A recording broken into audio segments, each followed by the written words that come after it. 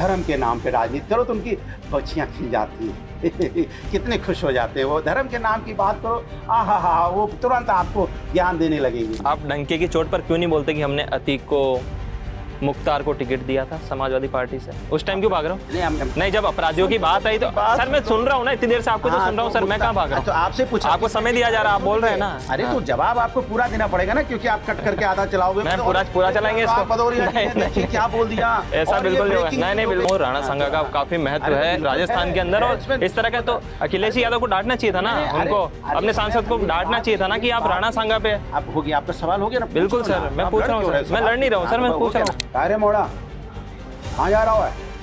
हमने की हम बोले हाँ गाँव जा रहे, गाँव। बोले कहाँ से आ रहा है? हम कहे ईंधन ला रहे, ईंधन। सर आपको इतना गुस्सा क्यों आ रहा है? आराम से बोले ना सर, इतना गुस्सा क्यों आ रहा है? क्योंकि आप मरे हुए पे राजनीति कर रहे हो। राजनीति नहीं कर रहे, मैं सवाल पूछ रहा हूँ। कभी चले जाओगे 1917 में, कभी चले जाओगे 1810 में, कभी चले जाओगे बाबर औरंगजेब के जमाने में। हमेशा हरे कुर्ते में दिखते हैं। नहीं, मेरा सवाल तो कंप्लीट होने चाहिए सर। हमेशा हरे कुर्ते में नजर आता है, तो दूसरा कलर भी है आपके पास या ऐसे कितने ला रखे हैं ऐसे हरे कुर्ता? हम समाज में सवाल को आगे बढ़ा दूं? हाँ, नहीं तो शूद्र के नाम पे बिल्कुल आप जवाब दीजिए ना, मैं सवाल कंप्लीट कर देता हूँ मैं। वो कहते हैं कि आज से हमारे रास्ते अलग और आपके रास्ते अलग। रास्ते तो अलग ही ना, आप राजनीति कर रहे हैं, वो धर्माचार्य हैं, तो रास्ते तो अलग ही। तो ये कहने की क्या जरूरत पड़ी? मतलब उनको ये बोलने की कहाँ जरूरत आ गई? आपने सुना रास्ते अलग अलग है? यही दिक्कत है। अभी जो आपदा आ रही है, जो हिमाचल में आपदा आई, उत्तरकाशी में आई, तो बुलडोजर कार्रवाई की वजह से आपदा आ रही है, तो ये बयान आपके ही नेता ने दिया है। देखिए, हर व्यक्ति का अपना एक विचार है, उस विचार को अभी मैं धीरे धीरे बहुत सारे विचार लाऊंगा सर, मेरे पास बहुत सारे विचार है समाजवादी पार्टी के। तब ठीक से सुना नहीं आपने, यही दिक्कत है। एक उन्होंने बोला, सारी गलती हमारी है सर, आप ले दे के हमारे ऊपर आ जाते हो। मतलब मेरी बात, वो कुछ भी बोल रहे हैं, गलती हमारी है। सुन तो लिया आपकी, आप सुनाइए। चलो ठीक है, गलती नहीं है, सिस्टम की आजकल। गीता के श्लोक भी सुनाता हूँ। मेरी बात सुनिए ना, अब आप दूसरी तरफ मत जाइए। नहीं पूछ रहा हूँ, मेरी बात नहीं, आप उस पे आप राजनीति मत कीजिए, बात से आप उस पे आ जाएंगे तो वो तो बहुत कुछ हो, तो फिर सितांडव भी आ जाएगा। नमस्ते, मैं हूँ हर्षित और मेरे साथ मौजूद हैं समाजवादी पार्टी के राष्ट्रीय प्रवक्ता अनुराग भदौरिया, जो अक्सर हरे कुर्ते में नजर आई जाते हैं आपको टीवी चैनल्स में। तो आज ये हमारे साथ मौजूद है। सर, संसद चल रही है, मानसून सेशन, और विपक्ष लगातार हंगामा कर रहा है। आज तो बैरिकेड भी फलांगते हुए दिखे थे अखिलेश यादव। तो ये लोकतंत्र बचाने की जिद है। हमें लोकतंत्र बचाना है, और लोकतंत्र बचाने के लिए लोकतांत्रिक तरीके से हम सरकार से मांग करते हैं हमेशा। ये तो लोकतांत्रिक तरीका है ना। एक नेता जनता को न्याय दिलाने के लिए कार्यकर्ता की तरह मेहनत कर रहे हैं। अखिलेश यादव जी एक नेता हैं, लेकिन वो जो जनता को न्याय दिलाना है उसके लिए कार्यकर्ता बन के काम कर रहे हैं। वो जाना चाहते हैं, वो लोकतांत्रिक तरीके से चुनाव आयोग से मिलना चाहते हैं, अपनी बात कहना चाहते हैं कि वोट की चोरी क्यों हो रही है, इसकी आशंका है कि वोट चोरी हो रहा है। तो उनसे मिलने दिए जाने में जो मेंबर ऑफ पार्लियामेंट हैं सभी के सभी लोग, और वो जाके मिलना चाहते हैं, उनका अधिकार है, ये लोकतांत्रिक अधिकार है। तो उनको क्यों रोका जाता है? जब उनको रोका जाता है तो वो अपनी लोकतंत्र बचाने की जिद अंदर आती है। जब लोकतंत्र बचाने की जिद अंदर आती है तो जनता को न्याय दिलाने की भी एक जिद आती है। तो जिद आती है तो आदमी फिर आगे बढ़ता है और न्याय दिलाने की बात करता है। सर, मैं आपको रोकना चाहता हूँ एक सवाल। आज ही सीएम योगी ने कहा था कि सपा और लोकतंत्र नदी के दो किनारे हैं, और आज ही अखिलेश यादव बैरिकेड फलांगते हुए नजर आए, है ना? उन्होंने नहीं तो उन्होंने उनकी बात को सार गर्भित कर दिया ना। लोकतंत्र है क्या? फांदते हुए किसी को मारते हुए नजर आए क्या? नहीं, क्या करते, तोड़ते नहीं। तो लोकतंत्र क्या कहता है? लोकतंत्र कहता है कि हम अपने अधिकारों का, हम अपने अधिकार जो लोकतांत्रिक तरीके से मुझे मिले हैं, तो हम लोकतांत्रिक तरीके से अपने सर, मैं एक चीज संसद चल रही है, अपनी बात संसद के अंदर भी तो कही जा सकती है ना। क्योंकि हंगामा तो आप संसद जब मानसून सेशन खत्म हो जाए आप जमकर करिए ना हंगामा। आपके पास जंतर मंतर है, दिल्ली पड़ा है, लखनऊ पड़ा है, तो सब जगह करिए ना। जब तक लोकतंत्र, विपक्ष हंगामा कर रहा है ना, जब हंगामा नहीं पूरे देश के सांसद सर संसद जाते हैं, वहां पर किस लिए जाते हैं? वो अपनी जनता की बात रखने के लिए। ठीक, आपकी बात मान ली, बिल्कुल, तो आप बात रखने दीजिए ना। नहीं, बिल्कुल रखा जा रहा है। वो आरोप लगाते हैं ना कि विपक्ष हंगामा कर रहा है। आरोप लगाते हैं, बताइए। भारतीय जनता पार्टी आरोप लगाती है। जी बिल्कुल। ये जिम्मेदारी सरकार की होती है पार्लियामेंट चलाने की, पार्लियामेंट सदन को ऑर्डर में लाने की जिम्मेदारी सरकार की होती है। और हंगामा करने की जिम्मेदारी किसकी होती है? सरकार की जिम्मेदारी। हम जो भाई जनता के न्याय की मांग कर रहे हैं, कोई हम अपने व्यक्तिगत कोई मांग तो हो नहीं रही है, तो उस पर चर्चा कराइए। आप क्यों नहीं चर्चा, मैंने आप क्यों चर्चा? और दूसरी बात, आप चर्चा से क्यों बचना चाहते हैं? एक बात। दूसरी बात, हमारा सवाल एक चुनाव आयोग से है, तो हम चुनाव आयोग से सवाल पूछना चाहते हैं। सरकार क्यों आती है बीच में? सरकार को क्या लेना देना? भाई सरकार क्यों कूद जाती है? वो भाई एक बॉडी है, एक संविधान ने एक ऐसी सर, वो body है। चुनाव आयोग के कार्यालय में जबरन घुसना चाह रहे थे ना? जबरन? अरे भाई हम जाके अपने मांग करेंगे। हाँ। भाई सारे मेंबर नहीं, जब अधिकारी होगा आपको समय दिया जाएगा, आके मिलोगे। ये सब जो मेंबर ऑफ पार्लियामेंट जनता ने चुन के भेजे हैं, हाँ। तो किस लिए भेजे हैं? जनता के न्याय की बात करने के लिए, या उनको लग रहा है जनता के वोट चोरी हो रहे हैं, तो क्या जनता के वोट चोरी हो उसके लिए न्याय की, जनता के न्याय के लिए वो बात भी नहीं करें? मतलब आप पार्लियामेंट में चर्चा कराएंगे नहीं, और जब हम अपना चुनाव आयोग जाके एक ज्ञापन देना चाहते, चुनाव आयोग से बात करना चाहते, वहां भी नहीं जाने देंगे। सर, आप चाहते क्या है? नहीं, आप पार्लियामेंट चलने नहीं देना चाहते, चुनाव आयोग हमें ऑफिस जाने देना चाहते, तो क्या करना चाहते हैं? पुलिस उठा लेती है, डिटेन करती है, थाने ले जाके बैठाती है। तो क्या ये शोभा देता है लोकतंत्र में? नहीं, लोकतंत्र में शोभा देता है कि भाई आप अपने ही मेंबर ऑफ पार्लियामेंट को, अपने ही साथियों को जो जिम्मेदार हैं, उनको उठा के आप थाने। सर, मेरा एक छोटा सा सवाल है, मैं कह रहा हूँ, मानसून सत्र चल रहा है ना, बिल्कुल चल रहा है, सांसद अपने जिले की समस्या लेके संसद में आते हैं, ठीक है ना? मेरे से कुछ बच्चे थे यूनिवर्सिटीज के अंदर, मुझसे मिले थे, तो उन्होंने पूछा कि जो सांसद होते हैं वो हंगामा क्यों करने लग जाते हैं, कि आराम से भी तो बात कही जा सकती है ना लोकतंत्र के अंदर, तो ये चलने क्यों नहीं देते? हमारी बात कब रखी जाएगी? विपक्ष मतलब वो देखते हैं ना कि विपक्ष हंगामा कर रहा है। सही सवाल पूछा। और सुनो, एक बात और, उन्होंने ये भी बोला कि हंगामा तो मानसून सत्र के बाद भी तो हो सकता है। मैं कह तो रहा हूँ, आप जिले में करिए, हर जगह करिए ना, जब तक मानसून सत्र, जब तक आप बात रखिए ना अंदर। क्यों भाई, एकदम सही सवाल पूछा उसने कि भाई आप भाई पार्लियामेंट क्यों नहीं बीजेपी चलने देती? क्योंकि विपक्ष सवाल पूछेगा ना, विपक्ष को सवाल पूछने जो जनता से संबंधित हैं, वही तो नहीं चाहती भारतीय जनता पार्टी कि महंगाई पे सवाल ना हो, बेरोजगारी पे सवाल ना हो, महिला अत्याचार पे सवाल ना हो, जनता से रिलेटेड संबंधित इंफ्रास्ट्रक्चर पे, यूनिवर्सिटीज पे, हेल्थ व्यवस्था पे जो चरमराई उस पर सवाल ना हो, उस पर सवाल पूछेंगे, इसीलिए वो चाहती है कि चलने ही मत दो। इसलिए विपक्ष मांग करता है, कहते हंगामा हो गया, हंगामा होगा। अरे आप कहो ना, आप डंके की चोट पे सरकार बोले ना कि आज हम बेरोजगारी पे, महंगाई पे, महिला समस्या पे आइए चर्चा करते हैं, बोले ना, लड़कारे विपक्ष को झूठा साबित। समय तो दिया जाता है सर, 0 हावर आता है, क्वेश्चन हावर होता है। सुनिए ना, देश की समस्या से बड़ा क्या समस्या होती है? आप लड़कारिए विपक्ष को, कहिए आइए महंगाई पे चर्चा करते हैं, आइए बेरोजगारी पे चर्चा करते हैं, आइए यहाँ महिला समस्या पे चर्चा करते हैं, आइए यूनिवर्सिटी एजुकेशन पे चर्चा करते हैं, आइए मेडिकल फैसिलिटी पे चर्चा करते हैं, आइए कैसे हम अपने गांव का विकास करें उस पर चर्चा करते हैं। लड़कारे ना विपक्ष? नहीं, बिल्कुल क्यों नहीं, सरकार नहीं, आपको क्वेश्चन आवर दिया जाता है सर, आप आइए भ्रष्टाचार पे चर्चा करें। मतलब सरकार को चर्चा ही नहीं करना है भाई। यही सरकार जब 2014 में चुनाव लड़ती थी तब क्या बोलती थी, याद है आपको? आपको याद नहीं होगा, सुषमा स्वराज जी होती थी उस समय, अरुण जेटली जी होते थे, पार्लियामेंट चलने नहीं देते थे। क्या कहते थे पार्लियामेंट? कि भाई ये विपक्ष का ये हथियार है, और उसके लिए इसलिए हंगामा करते थे। हम इसको लोकतांत्रिक तरीके से अपनी मांग मानते हैं, लेकिन भारतीय जनता पार्टी उसको मानती क्यों नहीं है, पार्लियामेंट क्यों नहीं चलने देती है? ये सवाल बार बार मैं आपके कैमरे में आंख डाल के पूछ रहा हूं कि भारतीय जनता पार्टी की जिम्मेदारी बनती है सरकार की कि आप पार्लियामेंट को ऑर्डर में। सर आप भी अभी सवाल पे नहीं आ रहे सर, अभी भी मेरा सिर्फ इतना सा आपसे सवाल था जब मानसून सत्र चल रहा है, उसके बाद आप करिए ना हंगामा, बस इतना। मानसून सत्र चल रहा है, सत्र में सवाल पूछेंगे कि बिल्कुल पूछे, 0 हावर होता है आपके पास, क्वेश्चन हावर होता है, पूछे, मौका दिया जाता है आपको। 140 करोड़ की पॉपुलेशन। स्पीकर खड़े होके बोलते हैं कि आप हंगामा मत करिए, बिल के पास मत आइए। हम कहते हैं खड़े होने के बोलने की जरूरत नहीं, उनको सिर्फ इतनी बोलने की जरूरत है कि जो मुद्दे पे आप सांसद तख्तियां लेकर विपक्ष के आगे तक चले जाते हैं ना सर। मैं कह रहा हूं उनको आगे तक चले जाते हैं वो, उनको जरूरत ही नहीं है। उनको खड़े को बोलना चाहिए, आपकी जो मांग है, जो जनता से संबंधित है, इस पर चर्चा होगी। बोलते हैं स्पीकर, बोलते हैं चर्चा, हम आपकी बात सुन रहे, पूरा देश आपको देख रहा है सर। वो चर्चा कराने को चले सर, दूसरे क्वेश्चन पे चलते, तो मारते नहीं है, चर्चा कराएंगे। दूसरे क्वेश्चन पे चलते सर। अखिलेश यादव कुछ धर्म गुरुओं के ऊपर भी निशाना साधते हैं, बिना नाम लिए। उन्होंने धीरेन्द्र शास्त्री जी से कहा था कि ये करोड़ों रुपए में कथा सुनाते हैं और अंडर टेबल पैसे लेते हैं। देखिए एक चीज मान के चलिए, जितना सम्मान संतों का श्री अखिलेश यादव जी करते हैं, क्योंकि वो संतों को बहुत अच्छी तरह से सम्मान करते हैं देश की, क्योंकि वो देश की संस्कृति और संस्कार को जानते हैं, वो देश की संस्कृति संस्कार को जानते हैं और संतों का सम्मान करते हैं। जिनका आप नाम ले रहे हैं, अनुराधाचार्य जी को उन्होंने प्रभु नाम, मैं धीरेन्द्र शास्त्री जी पे आ रहा हूँ, उन्होंने पहले उनको प्रभु के नाम से पुकारा कि प्रभु। और मैं कहता हूँ संतों को प्रभु के नाम से पुकारने वाले पहले राजनेता हैं। अच्छा। वरना तो कई बार धीरेन्द्र शास्त्री जी को तो हमने अपना छोटा भाई भी किसी नेता को कहते देखा है। अच्छा। लेकिन वो तो संत को गुरु बोलते हैं, वो तो भाई भी नहीं, छोटा भाई बड़ा भाई भी नहीं बताते, वो तो कहते हैं ये प्रभु है। फिर बाद में कहते हैं आपके रास्ते अलग, हमारे रास्ते अलग। हाँ बिल्कुल। जब बात आएगी, सुन लीजिए, जब बात आएगी शूद्र पे, तो जहाँ शूद्र पे बात आएगी हम डंकी की चोट पे कहेंगे, क्योंकि हम समाजवादी लोग सामाजिक न्याय की बात करते हैं, समाज को आगे ले जाने की बात करते हैं, समाज को आगे बढ़ाने की मैं बात सवाल को करते आगे बढ़ा दूं हैं। सर? हम समाज में सवाल को आगे बढ़ा दूं? हाँ, नहीं, तो शूद्र के नाम पे बिल्कुल आप जवाब दीजिए ना, रास्ते मैं अलग एक सवाल कंप्लीट कर देता हूँ मैं।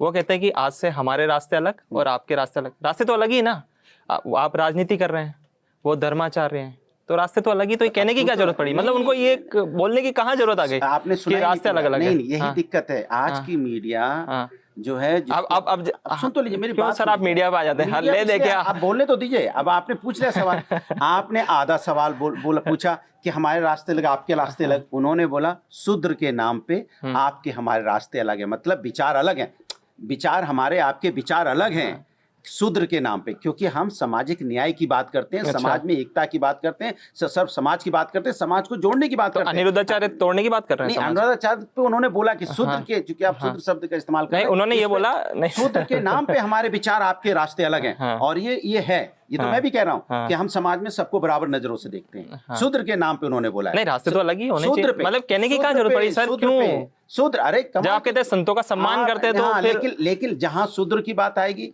जहाँ पे आप एक लगेगा कि शब्द हमारे, हम उसको नहीं मानते, हम सबको बराबर मानते हैं, हम सामाजिक न्याय की बात करते हैं, तो हम कहेंगे आपके विचार हमारे विचार अलग हैं। एक दूसरी बात, अनिरुद्धाचार्य जी को भी इस सब चीजों में नहीं पढ़ना चाहिए। उनको प्रभु के नाम से अगर समाजवादी पार्टी के राष्ट्रीय अध्यक्ष संबोधित कर रहे हैं, तो उनको क्या जरूरत पड़ी थी हिंदू मुसलमान कहने की? हिंदू मुसलमान कहाँ से आ गया? उन्होंने शूद्र की बात की और आपने शूद्र से उठा के हिंदू मुस्लिम में जोड़ दिया कि अगर मुसलमान होता तो वो ऐसा नहीं बोलते। ये उनको शोभा देता है, एक संत समाज को ये शोभा नहीं देता कि आप हिंदू मुसलमान करें। हम सब इंसान हो, इंसान का सम्मान होना चाहिए। चले सर, अगला जो मैं सवाल पूछना चाहता हूँ एसटी हसन पर। तो उन्होंने कहा कि जो बुलडोजर चल रहे हैं ना, उसकी वजह से अभी जो आपदा आ रही है, जो हिमाचल में आपदा आई, उत्तरकाशी में आई, तो बुलडोजर कार्रवाई की वजह से आपदा आ रही है। तो ये बयान आपके ही नेता ने दिया है। देखिए, हर व्यक्ति का अपना एक विचार है, उस विचार को अभी मैं धीरे धीरे बहुत सारे विचार लाऊंगा सर, मेरे पास बहुत सारे विचार है समाजवादी पार्टी के। सुन तो लीजिए, कोई व्यक्ति ने अपनी बात रखी, ठीक है, क्योंकि उन्होंने अपनी बात रख दी, उस बात से क्या समाजवादी सोच पे या समाजवादी विचारधारा पे कोई फर्क पड़ रहा है क्या? या उस विचार को समाजवादी पार्टी आगे बढ़ा रही है क्या?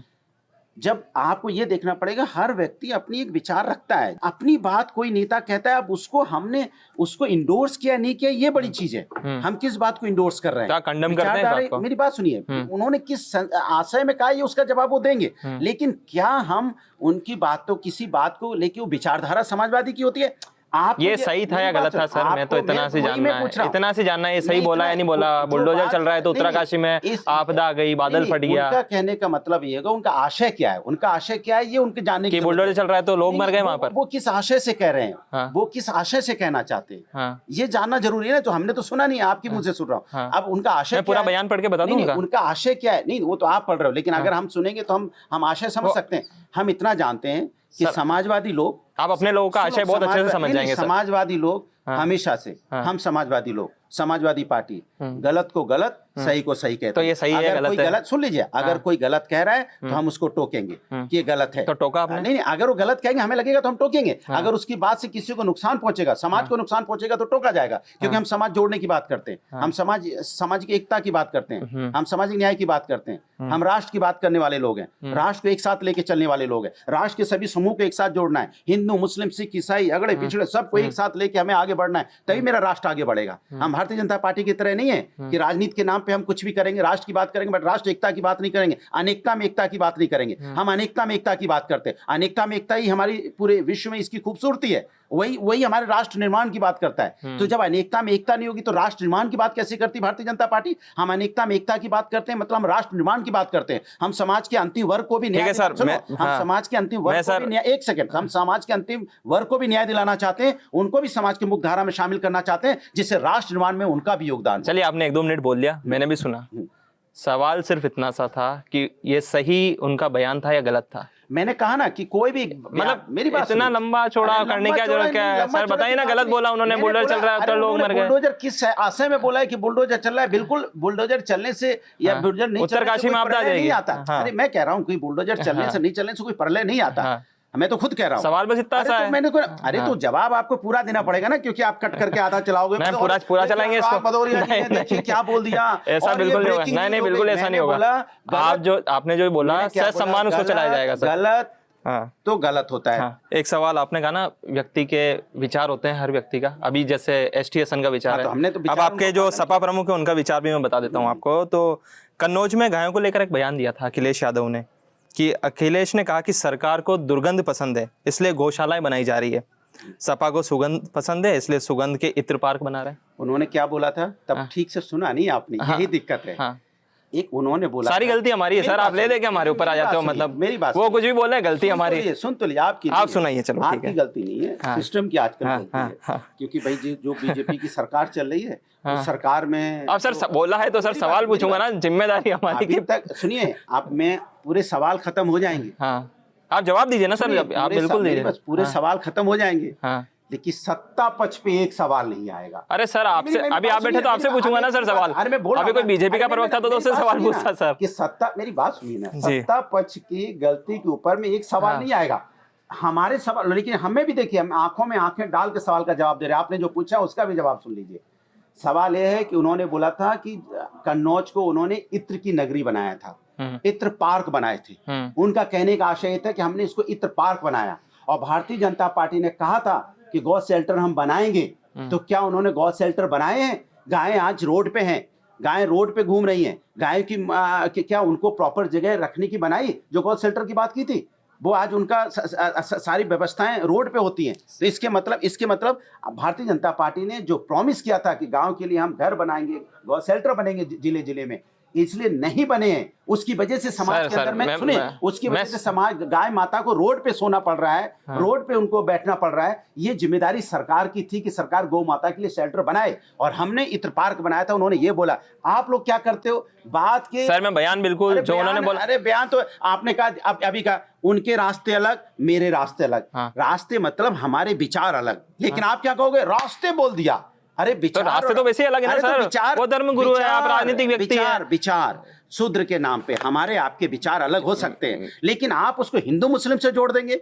नहीं, आप बताइए जोड़ा गया कि नहीं जोड़ा गया? ये इतना बड़ा अन्याय होगा, माने विपक्ष इतना बड़ा अन्याय कि उसको हिंदू मुस्लिम से जोड़ देंगे। कि अगर हिंदू मुस्लिम होता तो आप नहीं बोलते मेरे रास्ते अलग, उनके रास्ते अलग। अरे भाई विचारों की बात हो रही है, मतलब मुंह से शब्द निकलेगा कुछ भी उसको अनर्थ में बदल रहे हैं। आप एकदम अग्रेशन में आ गए सर, थोड़ा सा चूंकि अर्थ, मेरा सवाल सर मैंने जवाब दे दिया। अखिलेश यादव जी ने कहा कि सरकार को नहीं, फिर रिपीट कर रहा हूं, उन्होंने इत्र पार्क की हमेशा बात की। सर आप सवाल से भाग रहे हैं सर। नहीं, सवाल का जवाब दे रहा हूँ। गाय माता और इत्र की तो बात है, कोई अलग बात। अखिलेश यादव यादव वंश के हैं, ठीक है, गाय माता पूजनी है, लेकिन उन्होंने क्या कहा?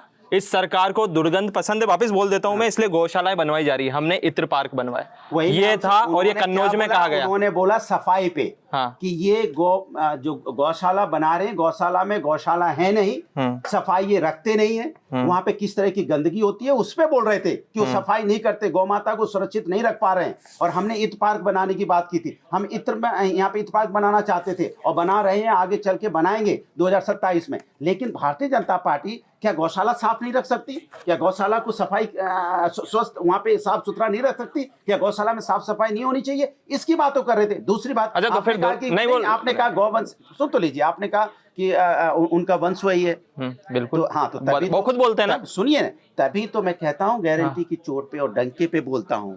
क्या कृष्ण भगवान की मूर्ति जितनी बड़ी समाजवादी पार्टी के राष्ट्रीय अध्यक्ष श्री अखिलेश यादव जी ने बनाई है, क्या भारतीय जनता पार्टी के किसी नेता ने बनाई? एक बात सुन लीजिए, क्या उन्होंने जितना कृष्ण को पढ़ा है, जितना कृष्ण के बारे में वो जानते हैं? अरे हम लोग तो बचपन से सुनते आ रहे हैं उनके मुंह से एक एक रोज नई नई कहानियां कृष्ण की, कि कभी कृष्ण की लीला, कभी वो उनकी वृंदावन की एक एक लीला उनसे सुन। गीता के श्लोक भी सुनाता हूं। मेरी बात सुनिए ना। अब आप दूसरी तरफ मत जाइए। पूछ रहा हूं मेरी बात नहीं, आप उस पर आप राजनीति मत कीजिए। जो बात कर रहा हूं, आप उस पर आ जाएंगे तो बहुत कुछ हो, तो फिर सितांडव भी आ जाएगा उसमें, फिर दिक्कत वो आ जाओगे। तो मैंने कहा कि वो कृष्ण की बातें, कृष्ण की कथाएं, कृष्ण को पढ़ा है, जाना है, वो उसी ब्रज में, कृष्ण की जो ब्रज भूमि है उसी में पैदा, उसी में बड़े हुए।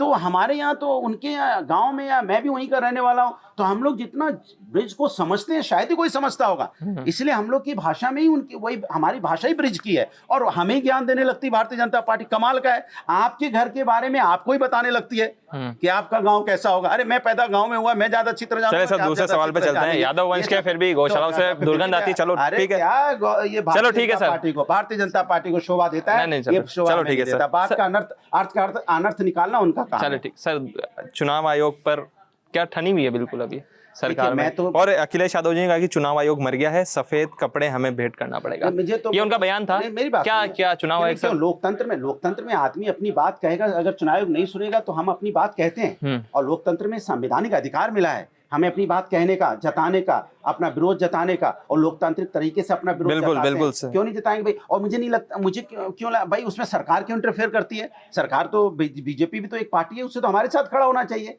यही भारतीय जनता पार्टी पहले जब इनकी सरकार नहीं थी तब तो कहती थी भाई ईवीएम पे चुनाव नहीं होना चाहिए, तब तो बड़ी बड़ी किताबें लिखती थी, नहीं लिखती थी।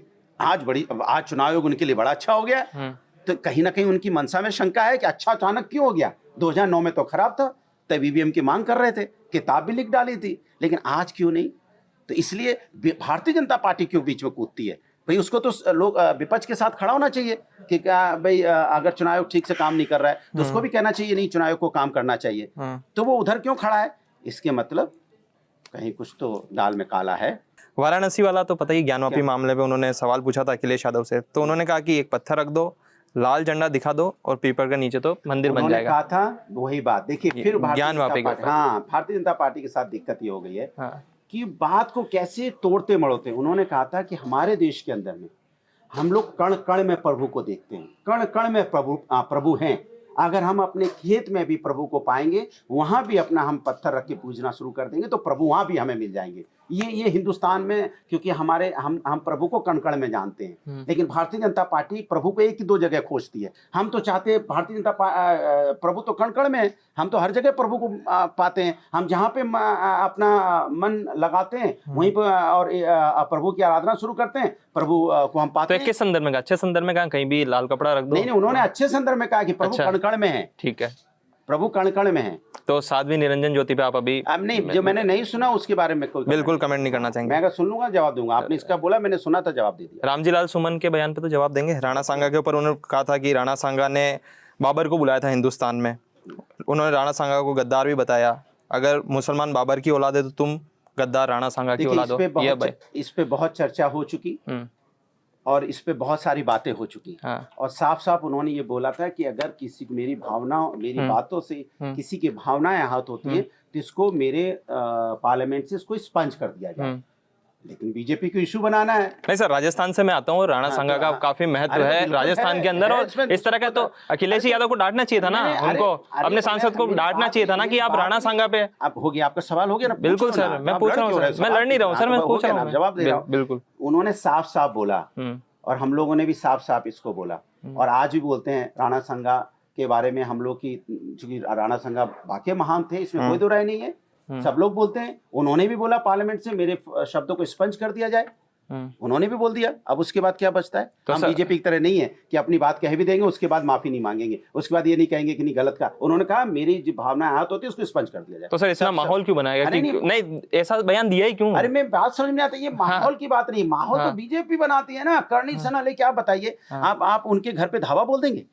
नहीं, एक समाज के अंदर आक्रोश था ना सर। अरे समाज के अंदर आक्रोश ऐसा होगा कि कानून। मेरी बात सुनिए, अब वो महापुरुष इसको मानते हैं, महापुरुष मानते हैं, हम भी मानते हैं। इसके मतलब तो महापुरुष के बारे में तो समाज में व्यवस्थाएं हैं न्याय दिलाने की, न्यायपालिका है, कानून व्यवस्था है। हम कानून व्यवस्था हाथ में ले लेंगे। चलो मैं एक अंदर की बात पूछता हूँ, क्या अखिलेश यादव जी ने उनको बुला के डांटा? राम जी को बाहर की बात छोड़ो, हम समाजवादी लोग सब कुछ बाहर करते हैं, हम बीजेपी की तरह नहीं है जो अंदर अंदर उनको डांट फटकार पड़ी। बात सुनिए, बाहर कर रहे हैं। अब मेरी बात को आप भागिए मत। मैं कह रहा हूं अगर किसी व्यक्ति से कोई बात होगी तो क्या आप तलवार लेके उनके घर पे पहुंच जाएंगे? नहीं, वो बिल्कुल गलत है, हिंसा का रास्ता बिल्कुल गलत है ना। पर उनका बयान भी तो सही नहीं था सर। तो सुन लीजिए आप। मैं सुन रहा हूँ सर, मैं इतनी देर से आपको सुन रहा हूँ, इतनी देर से मैं आपको सुन रहा हूँ। अटक जाए, वो तो कह दिया इसमें। तो इसके मैं कहता ना हूँ कि देश में कानून व्यवस्था है कि नहीं है, न्यायपालिका है कि नहीं है, क्या आप वहां रैली कर देंगे? किसी घर पे हमला कर देंगे? अरे भाई न्यायपालिका है, सजा मिलेगी। अगर कोई गलत मिलेगा तो आप उस पर एफआईआर कीजिए, एफआईआर कीजिए, न्यायालय से सजा मिलेगी, क्यों नहीं मिलेगी? कोई गलत करेगा तो सजा मिलेगी। हम न्यायपालिका पे हमें विश्वास है ना, लेकिन हम हिंसक नहीं हो जाएंगे, अपना कानून अपने हाथ में नहीं लेंगे। मैं इसकी बात कह रहा हूं। मैं तो खुद क्षत्रिय समाज से आता हूं, जब भी कोई क्षत्रिय की बात होती है तो मैं खुद उसके साथ खड़ा होता हूं, लेकिन हम हिंसक नहीं हो जाएंगे। हम देश के संविधान और कानून को मानेंगे, कानूनी लड़ाई लड़ेंगे, संवैधानिक लड़ाई लड़ेंगे। हम किसी घर पे जाके हमला नहीं कर देंगे।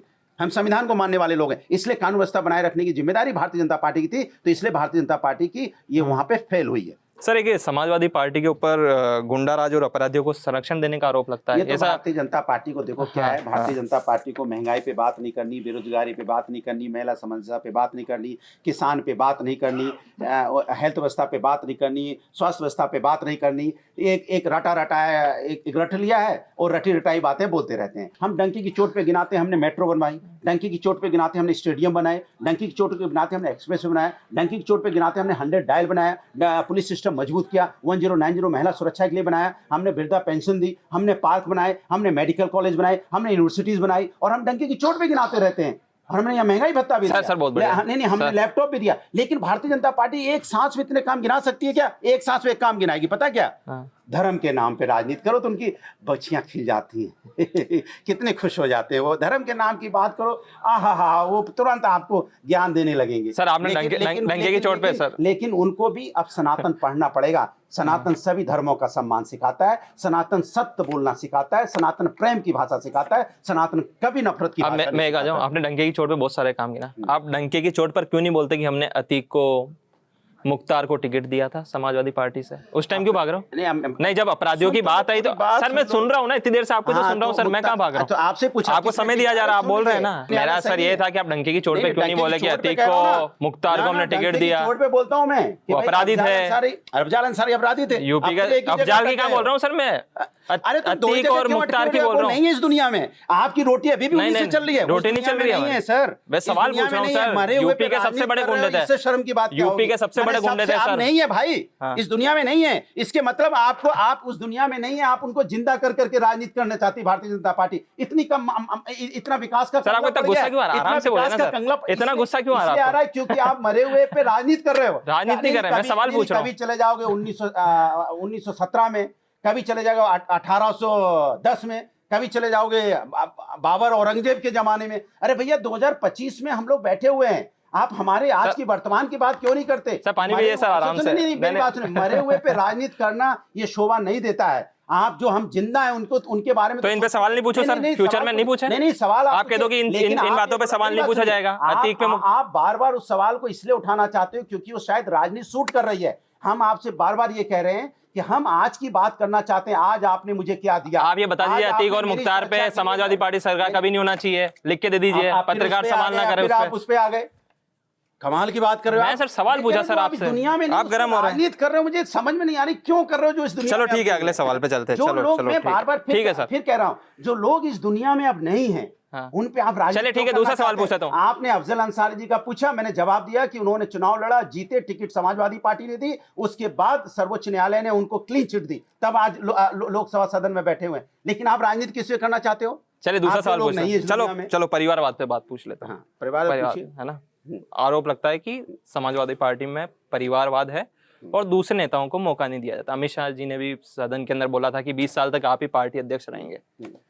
तो कैसे देखते हैं इस बयान को कि क्या अखिलेश यादव सर्वसम्मति से हमेशा के लिए रहने वाले हैं? जवाब दे रहा हूं।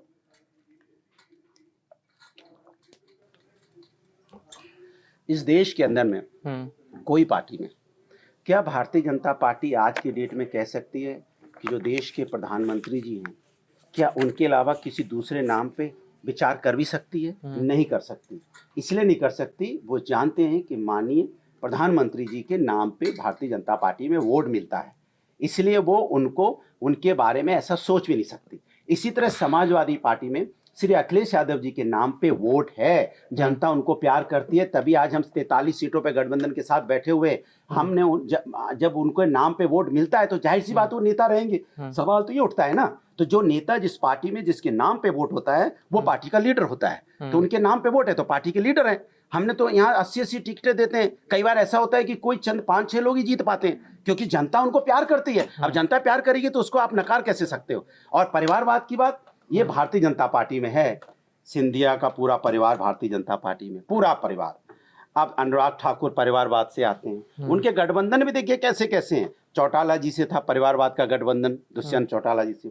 आप देखिए चिराग पासवान जी के साथ है, किसका, परिवारवादी पार्टी से आते हैं। इन्होंने पीडीपी के साथ भी बनाया तो वो भी परिवारवादी से आती है। शिवसेना के साथ बनाया वो भी परिवारवाद से आती है। एनसीपी के साथ अब जो बनाया वो भी परिवारवाद से आती है। और जो इनके यहाँ नेता हैं जो हमने गिनाए आपको, आदरणीय कल्याण सिंह जी की फैमिली, वो परिवारवाद से आती है। सिंधिया के हमने गिनाई दी, अनुराग ठाकुर जी की हमने गिनाई दी, राजनाथ सिंह जी के बेटा यहाँ जब हम लोग बैठे यहीं से विधायक हैं। तो सवाल है कि भारतीय जनता पार्टी में परिवारवाद भरा हुआ है, और जिस परिवारवाद की बात करते हैं उनके साथ गठबंधन बना के सरकार भी चलाते हैं, लेकिन मुद्दा उनके पास नहीं होता है। जब वो हमें हरा नहीं पाते, विचार समाजवादी विचारों को नहीं हरा पाते, जनता हमें प्यार करती है तो कुछ नहीं मिलता है, तो परिवारवाद की बात करने। चलिए सर, मैं आखिरी 2-3 सवाल पूछूंगा। एक अखिलेश जी से आखिरी सवाल है कि जब फिर से मैं आता हूँ, अतीक अहमद की जब मृत्यु हुई थी तो उन्होंने कहा था कि लोकतंत्र का खात्मा हो गया। इस पर क्या? मैं बार बार कह रहा हूँ कि आशय इस बात पे बोला गया कि इस देश के अंदर में अभी लोकतंत्र कायम नहीं है, क्योंकि अगर लोकतंत्र होता, लोकतंत्र के ऊपर हमला हो रहा है, लोग लोकतंत्र को बचाने के लिए तो लड़ रही ना समाजवादी पार्टी। आज जो प्रदर्शन हुआ, विपक्ष ने जो लोकतंत्र कैसे बचाना है वो मैं समझना चाह रहा हूँ। क्योंकि बात आप अपनी बात रख रहे हैं, बिल्कुल सुनी जा रही है। लोकतंत्र में बात सुननी चाहिए। विपक्ष, देखो सत्ता पक्ष विपक्ष पार्लियामेंट में होता है, विपक्ष को भी उसी ने चुना है जिसको सत्ता पक्ष ने चुना है। अब ये जिम्मेदारी सरकार की ज्यादा बनती है कि विपक्ष के नेताओं को भी मौका मिलना चाहिए अपनी बात रखने का। विपक्ष जनता की बात कह रही है, जनता के न्याय की बात उठा रही है, आप उसको उठाने नहीं देते, आप उनको बोलने नहीं देते। आप वो मांग कर रहे हैं चुनाव आयोग से, तो चुनाव आयोग तक उनकी बात, तो सरकार को भी मदद करनी चाहिए भाई विपक्ष की। हमारे साथी कुछ परेशान है, कुछ उनको लग रहा है कि चुनाव आयोग से कुछ गड़बड़ी की आशंका उनको लग रही है, तो सरकार को उनके साथ आना चाहिए, उनके साथ मिलकर जाके बात करनी चाहिए, बजाय इसके कि आप उनको सर अगर आपकी सत्ता आ जाएगी तो लोकतंत्र सुरक्षित हो जाएगा। बात हमारे, हम तो लोकतंत्र में समाजवादी मतलब लोकतंत्र, समाज मतलब आपकी सत्ता आ गई तो लोकतंत्र सुरक्षित है। अभी भारतीय जनता पार्टी तो लोकतंत्र सुरक्षित, जनता पार्टी विश्वास नहीं करती ना। हम तो समाजवादी लोग हैं, हम समाजवाद में विश्वास करते हैं, हर व्यक्ति का सम्मान करते हैं, तभी तो हम विकास की खड़ा। चले, क्वेश्चन आपको सूटेबल होना चाहिए, लोकतंत्र भी आपके हिसाब से सूटेबल होना। हमारी सरकार आ गई तो हमने 1090 बनाया, तो अपने उसमें कौन लोग चलते हैं, सभी की समस्या का समाधान होता है ना, तो लोकतंत्र ही तो है। हमने 100 डायल बनाया पुलिस सिस्टम मजबूत करने के लिए, जिससे कि सबको न्याय मिले, इसी को तो लोकतंत्र कहते हैं ना। लोकतंत्र में सबको समान अधिकार मिलना चाहिए, जो अधिकार हम जिसके लिए डिजर्व करते हैं, क्योंकि हम डिजर्व करते थे कि हमारे लिए एक्सप्रेस वे बने जिसपे हम चले, हम सबको बोलने का अधिकार देते हैं। भारतीय जनता पार्टी, चले सर, अब मैं आखिरी लोकतंत्र उसको नहीं बोलते कि संसद के अंदर हंगामा किया जाए और संसद नहीं चलने दिया जाए। चलो ठीक है, दूसरे सवाल पर चलते हैं, हल्के फुल्के सवाल पर आते हैं। हरा कुर्ता, हमेशा हरे कुर्ते में दिखते हैं। नहीं, मेरा सवाल तो कंप्लीट होने चाहिए सर। हमेशा हरे कुर्ते में नजर आता है, तो दूसरा कलर भी है आपके पास या ऐसे कितने ला रखे हैं हरे कुर्ते? क्या बोला हम लोग। और एक सवाल और था, एक बार आप मुझे न्यूज रूम में मिले थे, आपने कहा यार एक ही कुर्ता में 3-4 बार पहन के आ गया था, तो कॉलर गंदी हो गई थी, तो किसी एंकर ने कहा अरे यार अनुराग जी ने क्या गंदा कुर्ता पहन रखा है, कितने दिनों से एक कुर्ता पहन। बताइए, ईमानदारी से बताइए, ईमान दिल पे हाथ रख के बोलना। अभी आप जब मुझे वॉशरूम में मिले तो मैं इसको ठीक कर रहा था ना। बिल्कुल कर रहे थे। क्या लगा के ठीक कर रहा था? पानी लगा जिससे आयरन हो जाए थोड़ा सा, क्योंकि किसी तरह से आयरन बनी रहे, जो कि कल भी पहना था, आज भी पहना है, और कल भी पहनना है, तब वापस जाना है, तो इसलिए हम खुद से इसको ठीक करते। कितने दिन पहनते हैं कुर्ते को? हम तो 3 दिन हमारा चल जाता है। 3 दिन इसमें आयरन है ही नहीं, देखो आप, ये मुड़ा हुआ है, ये पॉकेट मुड़ी, ये मुड़ा, सब कुछ आपको उड़ा मुड़ा दिखाई देगा, क्योंकि हम लोग गांव में पले बड़े हुए, तो हम हरियाली जो होती है, जैसे पेड़ पौधे, इस चीज को हम पसंद करते हैं, तो वही हम अपने साथ अपना पहन के चलते हैं, क्योंकि हम वातावरण के हिसाब से इसको हरियाली को चुना हुआ है। दूसरे कलर के भी पहनते हैं शर्ट? अब मुझे हरियाली, मैं अपने इस कलर को मुझे पसंद है, तो इसमें या न्यूज रूम में दिखाने के लिए सिर्फ कैमरे पर? में क्या भाई, मैं इन जनरल यही पहनता हूँ। अच्छा, क्योंकि गंदा भी नहीं होता, और मुझे अपने वातावरण से, मुझे गाँव से कनेक्ट रखता है। चंबल से भी तो आपका ताल्लुक है सर? नहीं, चंबल से तो है ही, जो जंगल में पैदा हुए बड़े हुए, तो चंबल से तो रहेगा ही। चंबल से तो क्या है कि खून का क्या हो, तो जड़ों का रिश्ता है, वो तो कहीं जा नहीं सकता। पुरखे सारे हम लोग वहीं पैदा। चंबल के डाकुओं की कहानी तो बहुत फेमस है। ये वो गुस्सा आपके अंदर वो वाला तो नहीं है कि वो चंबल का पानी पीते ही एकदम जोश आ जाता है? आप जैसे अभी जवाब दे रहे थे। नहीं, चंबल का पानी पी के नहीं, आप डराने लग जाते हैं सबको? नहीं, डराने लग जाते, क्योंकि हम लोग बचपन में आपको पता होगा, पहले ये गैस चूल्हे तो होते नहीं थे, जैसे गैस से आजकल खाना बनता है। तो हम लोग चंबल अपने जंगल में, जो गांव ही है तो जंगल में जाते थे ईंधन लाने के लिए। तो ईंधन लेने जाते थे। ईंधन लकड़ियों को काट के जब हम लोग लाते थे, जब उनको ईंधन जलाने के लिए, तो उसको बोझे को सर पे रख के लाना होता था। तो जब हम कुल्हाड़ी से ईंधन अपनी झाड़ फूकी सब काट के उसके बाद उसको रखते थे, बोझ बहुत बड़ा होता था। तो जब चंबल जंगल से अब गांव की तरफ आते थे तो बीच में कभी कभी गिरोह मिल जाते थे। तो गिरोह जो होते थे वो हम लोग समझ जाते थे, तो आवाज़ देते थे, कहा रे मोड़ा कहाँ जा रहा है? तो हमने कि हम बोले हाँ गाँव जा रहे गाँव। बोले कहाँ से आ रहा है? तो हम कहे ईंधन ला रहे ईंधन। अच्छा ईंधन ला रहे हो, कौन से गाँव के हो? तो गाँव का नाम बता देते थे। अरे किनके नाती हो? तो नाती, तो वो समझ जाते थे कि ये ईंधन वाला है, ये कोई मुखो रुखवे टाइप का या उस टाइप के नहीं है, ये लड़के अपना आए ईंधन लेके जा रहे हैं। तो ऐसी मुलाकातें, मन इस तरह की बातें होती थी। तो कभी कभी हम लोग अपने छोटे से थे, ईंधन लिए चले जाते थे, चले गए अपना। तो जब बड़े हुए तब समझ में आया कि वो सब क्यों ऐसा करते थे, और हम लोग समझ भी जाते थे। हम लोगों से उनका कोई ऐसा, हमसे तो क्या वास्ता, हम तो अपना ईंधन लेके आए, अपनी गाय लेके आते थे, बकरी लेके आते थे, और बकरी चराते हुए वापस गाय भैंस लेते अपने गाँव चले जाते थे। तो गाँव में पहुँचने के बाद जब वो ईंधन जो होता था वो हमारा मेडल होता था समझो। अगर मैं बहुत बड़ा ईंधन का बोझ लेके आया हूँ तो पूरा गांव देखता था, फलाने को मोड़ा आज ईंधन बहुत बड़ा लाओ, बोझ बहुत ही बड़ा बोझ लेके आओ है। तो ऐसा लगता था जैसे हम मार्क्स में 100 में से 100 नंबर मिल गए हों। अच्छा। जैसे मार्क्स करो ना, एग्जाम दो, 100 में से 100 आ गए, तो वो ईंधन जितना बड़ा होता था उतने ज्यादा मार्क्स मिलते थे। तो अम्मा हमारी बहुत खुश होती थी। तो हम लोग इस संस्कृति और संस्कार में बड़े हुए हैं, ईंधन लाना, गाँव के बीच में रहना, लोगों का सम्मान करना। अब जब ये बातें आती हैं इस तरह की तो बड़ा अजीब सा कई बार लगता है कि हमें ही बताया जा रहा है गाय के बारे में, हमें ही बताया जा रहा है बकरी और भैंस के बारे में, जो हम लोग उसी में पैदा हुए। तो हम लोग तो उसी में उसी नाम में अपना सानी लगाना, चारा कूटना, चारा बनाना, चारा देना, उसके बाद सुबह उठ के कुएं से पानी भरना। हमारे यहाँ 100 हाथ नीचे पानी है, लगातार 100 बाल्टे हम लोग पानी भरा करते थे, लंबी लंबी दूर तक खींच के ले जाते। चलिए सर अनुराग जी, हमारे पास समय की मर्यादा है। मेरा कहने का मतलब हुआ जब हमसे ये सब सवाल पूछे जाते हैं हम लोगों से, तो मुझे ऐसा लगता है गांव में हम पैदा हुए, गांव में हम बड़े, नहीं तो सवाल हमने चलाए और हमें से पूछा जा रहा होगा तो आप नेता है, सवाल पूछेंगे, करते हैं। मैंने आपसे नहीं कही, जनरल, और हमसे गाय का सवाल पूछा जाए। चलिए ये थे हमारे साथ अनुराग भदौरिया, जो समाजवादी पार्टी के राष्ट्रीय प्रवक्ता। इन्होंने सारे सवालों का जवाब दिया है, कभी गुस्से से दिया है, कभी जोश से दिया है, और सहजता से भी आखिर में आते आते सहज हो गए और अच्छे से लास्ट में जवाब दिया। हाँ, एक दो सवालों से ये कन्नी काटते हुए भी निकले, तो आप इनके जवाबों से सहमत हो सकते हैं और असहमत भी हो सकते हैं। आप देखते रहिए News 18।